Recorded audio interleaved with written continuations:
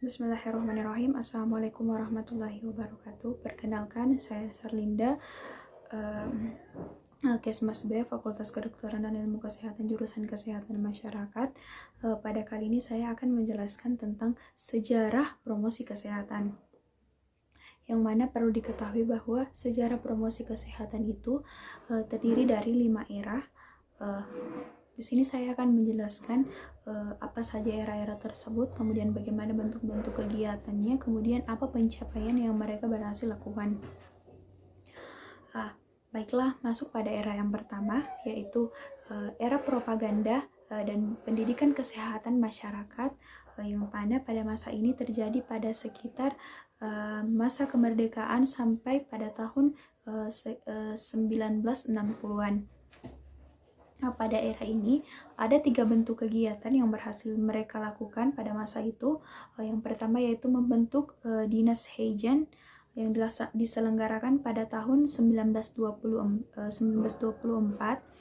dan Dinas Heijan ini berhasil membuat 2 kegiatan penting. Yang pertama yaitu kegiatan pengumpulan terdiri dari pemberantasan cacing tambang yang dilaksanakan di daerah Banten. Kemudian yang kedua yaitu membuat kakus atau jamban sederhana, kemudian mempergunakannya. Kemudian bentuk kegiatan yang kedua pada era ini yaitu timbulnya gerakan untuk mendirikan break sekolah di mana-mana, yang mana kegiatan ini itu dilatar belakangi dari kegiatan yang dibentuk oleh Dinas Heijan itu, yang tadi yaitu pengumpulan dan pemberantasan cacing tambang di daerah Banten. Itu terus meluas sehingga didirikannya sekolah di mana-mana. Kemudian bentuk kegiatan yang ketiga yang berhasil dilaksanakan pada masa ini yaitu perintisan pendidikan kesehatan rakyat oleh Dr. R. Mochtar, sehingga pada masa ini dikenal juga sebagai masa pendidikan kesehatan rakyat. Kemudian melangkah pada era yang kedua yaitu era pendidikan dan penyuluhan kesehatan, yang mana terjadi pada tahun 1960 sampai 1980. Ada 2 bentuk kegiatan yang berhasil dilakukan pada masa itu.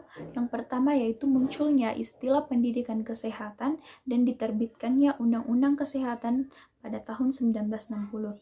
Kemudian yang kedua yaitu ditetapkannya Hari Kesehatan Nasional, yang mana Hari Kesehatan Nasional itu bertepatan pada tanggal 12 November 1964. Selanjutnya ada era yang ketiga yaitu era PKMD, Posyandu dan penyuluhan kesehatan melalui media elektronik, yang mana era ini terjadi pada tahun 1975 sampai dengan tahun 1995. Pada masa ini ada 4 bentuk kegiatan yang berhasil dilakukan. Yang pertama yaitu peranan serta dan pemberdayaan masyarakat, yang mana dikenal sebagai Deklarasi Alma-Ata pada tahun 1978. Kemudian bentuk kegiatan yang kedua yaitu sesuai dengan namanya yang tadi, yaitu munculnya PKMD atau singkatan dari Pembangunan Kesehatan Masyarakat Desa. Kemudian bentuk kegiatan yang ketiga yaitu munculnya Posyandu. Kemudian yang keempat yaitu penyuluhan kesehatan melalui media elektronik, yang mana bentuk kegiatan yang mereka sodorkan di sini seperti dialog interaktif dan sinetron yang berkaitan tentang kesehatan itu sendiri.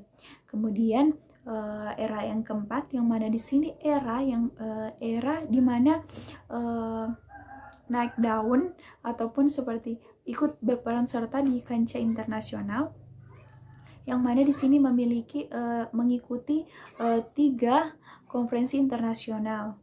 Pada konferensi internasional yang pertama dilakukan di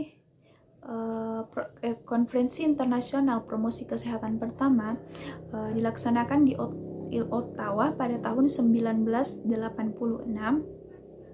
yang mana pada kegiatan ini berhasil membentuk sebuah piagam Ottawa sesuai dengan namanya, dengan 5 bentuk pencapaian target yang ingin dilakukan.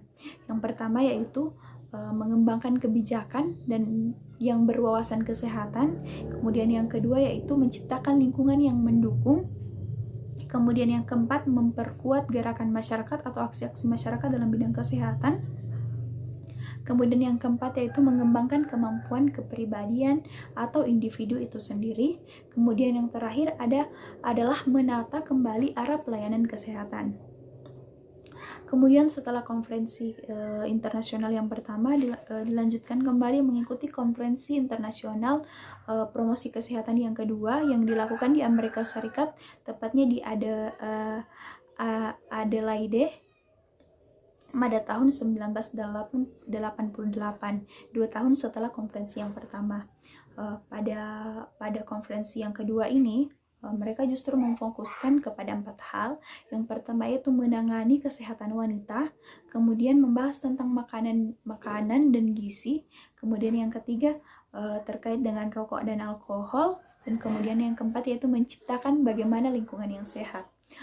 Kemudian dilanjutkan ikut konferensi internasional promosi kesehatan yang ketiga yang dilakukan di Sundsvall, tepatnya di Swedia pada tahun 1991. Di sini juga memiliki 4 target atau 4 tujuan. Yang pertama yaitu memperkuat advokasi, kemudian yang kedua memberdayakan masyarakat, kemudian yang ketiga itu membentuk aliansi-aliansi kesehatan, kemudian yang keempat menjadi penengah di antara berbagai konflik kepentingan di tengah masyarakat. Selanjutnya pada era yang kelima yaitu dikenal sebagai era reformasi dan desentralisasi, sehingga pada masa ini dikenal sebagai promosi kesehatan di era reformasi dan desentralisasi. Pada fase ini mereka lebih memfokuskan kepada wilayah nasional atau wilayah Indonesia itu sendiri, sehingga mereka berhasil yang pertama yaitu mengadakan pertemuan dengan bupati dan wali kota seluruh Indonesia, yang mana kegiatan ini dilakukan pada bulan Juni tahun 2000. Kegiatan ini atau pertemuan ini membahas tentang perlunya perhatian daerah mengenai program kesehatan, keselamatan, ketenangan, serta anggaran yang mendukung dalam pelaksanaan kegiatan tersebut.